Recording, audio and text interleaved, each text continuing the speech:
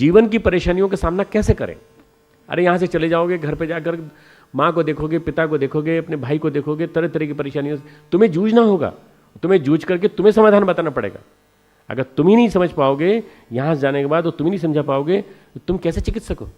तुम्हें यहाँ से चिकित्सक बना के भेज रहे हैं, तुम्हें काउंसलिंग करनी है, तुम्हें थेरेपी करनी है अपने माँ बाप की, अपने भाई बहन की।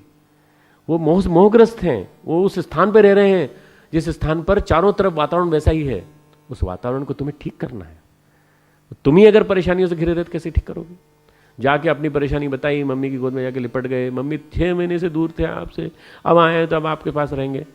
मम्मी समझेंगी कि हमारी बिटिया इतने दिन वहाँ रही और वहाँ से पढ़ के आई तो हमें कुछ बताएगी वहाँ के बारे में। चलो ठीक है, एक दिन प्यार कर लिया, तुम 30 दिन उनकी मम्मी की गोद में बैठे रहोगे, पापा के पास ही लाड़ करते रहोगे। फिर तो इसका मतलब ये कि अभी उम्र थोड़ा छोटी सी, अभी 3 साल की वो आहुति है, छोटी सी मिट्टू। बस वो जितना हमको लाड़ करती है, जैसे हम जाते हैं वैसे हमको छोड़कर किसी और को प्यार करने लगती है, वो पापा को, मम्मी को, दादी को, सबको। और अगर हम पहुंच जाए तुरंत हमारे पास भाग के आ जाती है। ये क्या है? ये 3 साल के बच्चे वाला प्यार है। छोड़ो इसको, मैच्योर हो गए हो, BA BSc में आ गए। अब आने के बाद तुम ये मान के चलो कि अब हमारी मैच्योरिटी का एक पीरियड चालू हो गया है। मैच्योरिटी का मतलब क्या होता है? औरों को ठीक करना, औरों के दिमागों से संदेहों को निकालना, औरों के दिमागों को ठीक करना। खुद अपना दिमाग ठीक करना पहले, फिर औरों का दिमाग ठीक। तुम्हारा दिमाग पागल होगा तो तुम दूसरों को कैसे ठीक करोगे? तुम ही बहक जाओगे, तुम ही गड़बड़ा जाओगे तो कैसे काम करेंगे? तो कृष्ण वह सिखा रहे हैं जो द्रोण ने नहीं सिखाया। हमने तुमको यहाँ क्या सिखाया? जीवन विद्या, जीवन जीने की कला। जीवन जीने की कला, आर्ट ऑफ लिविंग एग्जाम नहीं है केवल, गीता एग्जाम नहीं है, ध्यान एग्जाम नहीं है, ये जीवन की परीक्षा में लड़ने के लिए हथियार हैं, जीवन की परीक्षा में लड़ने के लिए दिए गए कवच हैं। ये अनुशासन और शस्त्र हैं जिनके माध्यम से तुम लड़ सकते हो उन सब परिस्थितियों से, और तुम जीत के निकलोगे। और किसी यूनिवर्सिटी के बच्चों को ले लो और इस यूनिवर्सिटी के बच्चों को ले लो, ये बच्चे पहले विजयी होंगे, वो बाद में विजयी। तुम 87 यूनिवर्सिटी में, 80 यूनिवर्सिटी में प्रथम आते हो, पूरे हरिद्वार में रंगोली प्रतियोगिता में प्रथम आए, कौन सी बड़ी बात है? अरे तुम जीवन परीक्षा में प्रथम आके दिखा दो, तो अपने घर जाके दिखा दो कि तुम जीवन की जितनी भी चुनौतियां हैं उनसे लड़ सकते हो। बस सबसे बड़ी परीक्षा ये है। भगवान सिखा रहे हैं कि जो काम अस्त्र नहीं कर सकते, अस्त्र क्या कर रहा है? मन दुर्बल हो जाए तो फिर क्या फायदा? मान लीजिए किसी के हाथ में रिवॉल्वर है और आप उसके ऊपर साइकोलॉजिकल अस्त्र डालिए, क्या डालिए? तुम कुछ नहीं कर सकते मेरा, तो बस कुछ भी नहीं है, तो अब मनोबल नहीं है, तुम कुछ नहीं कर सकते। तुम्हारे हाथ से देखो खिसक रहा है, देखो हाथ पसीने पसीने हो गया, थोड़ी देर में देखना रिवॉल्वर गिर जाएगा उसके नीचे। एक साइकोलॉजिकल वॉर बता रहा हूं कि अगर मन मजबूत नहीं है तो रिवॉल्वर लोडेड हाथ में होते हुए भी कुछ नहीं कर सकता। गुरुदेव के पास मारने के लिए एक आदमी आया 1984 में, तो वो लोडेड रिवॉल्वर लेके आया था और गुरुदेव ने कहा तू क्या करेगा, तू क्या करेगा? गुरुदेव ने उसकी जो ब्लेड डाली जो थी उसको पकड़ लिया, बस उसका जो छुरा, उसने छुरा निकाला। एक्चुअली पहले उसने रिवॉल्वर चलाया, उसकी गोलियां फंस गई, और फंसी नहीं गई बल्कि वो रिवॉल्वर जो था वो नीचे ही गिर गया उसके। बाद में पुलिस ले गई उसको, रिवॉल्वर को उठा करके वहाँ से। और हमारे गुरुदेव 84 में हो सकता है कि वो आदमी सफल हो जाता तो हो जाता, परंतु भगवत्ता के सामने वो घबरा गया बुरी तरह से, और उसके पश्चात गुरुदेव ने पकड़ लिया। तो होता कौन है? मुझे मारने वाला, मुझे मारने वाला अभी तक पैदा नहीं हुआ करके गुरुदेव उसको उठा करके इसे पकड़ धक्का देते हुए 3 4 5 सीढ़ियों तक नीचे ले गए। उसी में हाथ कट गया, बस यहाँ पे इतना जो कट गया हाथ इसी में कट गया था, उसी को हमने टाँके वाके लगाए थे। और जब तक वो नीचे गए, नीचे वो भाग गया डर के मारे, इतनी तेजी से भागा, उसके पास छुरा था, उसके पास रिवॉल्वर था, क्यों नहीं कर पाया? आंखों की तेजस्विता मनस्विता के सामने कोई नहीं टिक सकता। आंखों की जो आंखों से तेजस्विता मनस्विता दिख रही है ना, उसके सामने कोई नहीं टिक सकता। तुम्हारे को भी कभी कोई विपरीतता का सामना करना पड़े, प्रतिकूलता का सामना करना पड़े, तो अपने मनोबल को बनाए रखना। जहां मनोबल डगमगाया वहां सब गड़बड़। मनोबल ही कुंजी है सबसे बड़ी। अर्जुन के पास क्या है? दिव्यास्त्र है। अर्जुन के पास क्या है? गांडीव है। गांडीव इंद्र ने दिया है उसको, पर गांडीव हस्तात, वो कहते हैं संस्कृते हस्तात संस्कृते गांडीवम।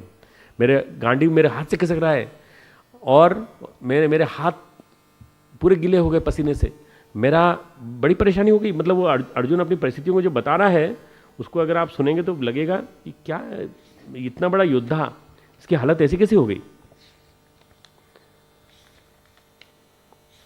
भगवान अपना उपदेश देते हैं उसके पहले वो बोलता है कि रणभूमि में शोक से उद्विग्न मन वाले, संजय बोलते हैं, रणभूमि में शोक से उद्विग्न मन वाले अर्जुन, ऐसा कहकर बाण सहित धनुष को त्याग करके, बाण सहित धनुष को त्याग करके, मतलब अपने हथियार भी छोड़ दिए हथियार के साथ साथ हथियार चलाने वाला जो मूल अस्त्र था धनुष, उसको भी छोड़ दिया। रथ के पिछले भाग में बैठ गए। पिछले भाग में बैठने मतलब क्या होता है? पिछले भाग में बैठना मतलब पेसिमिज्म, पीछे पीछे भाग रहे हैं, अब हमको नहीं बैठना। अगले भाग में कौन बैठता है? विजयी बैठता है। पिछले भाग में कौन बैठता है? भागने वाला बैठता है। बस अब हमको भागना है यहाँ से। और इसके पहले वो क्या कहते हैं? अर्जुन कहते हैं 29वें श्लोक में, हे कृष्ण, इस युद्ध के अभिलाषी स्वजन समुदाय को देखकर मेरे अंग शिथिल हो रहे हैं। 29वां श्लोक, 30वां श्लोक। मुख सूखा जा रहा है, मेरे शरीर में कंप एवं रोमांच हो रहा है, और हाथ से गांडीव धनुष गिर रहा है, त्वचा भी बहुत जल रही है, मेरा मन भ्रमित सा हो रहा है। अगर आप मुझसे पूछें एज ए डॉक्टर तो मैं कहूँगा these are the science of depression. क्यों भाई सर? डीन सर, आप क्या कहेंगे? साइकोलॉजिस्ट के नाते एक्सट्रीम डिप्रेशन कब? जब परिस्थिति सामने आ गई। और युद्ध की प्लानिंग करने वाला कौन था? पहले भी युद्ध लड़े हैं, यहाँ तक कि कृष्णार्जुन युद्ध जो हुआ है वो शिव जी के साथ हुआ है।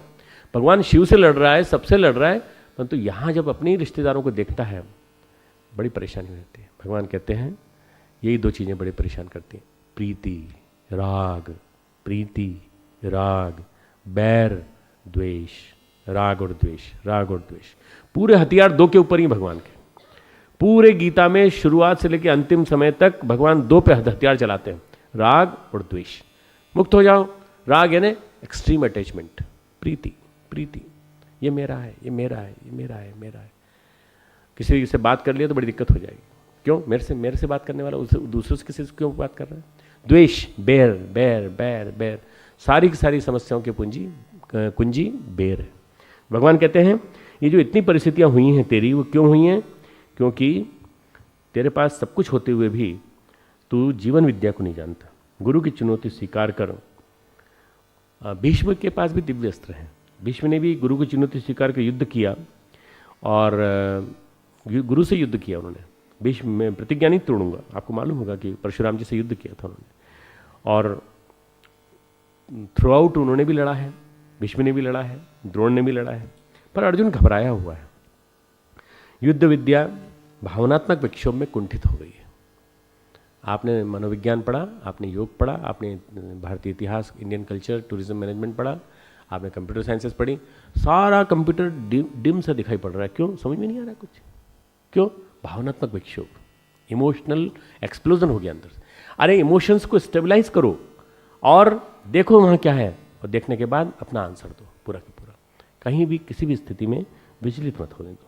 अर्जुन घबराया हुआ है, लक्ष्यहीनता की दिशा में चल रहा है, और इसीलिए उपनिषद शैली में, परंपरागत शैली में वो प्रश्नोत्तरी करता है।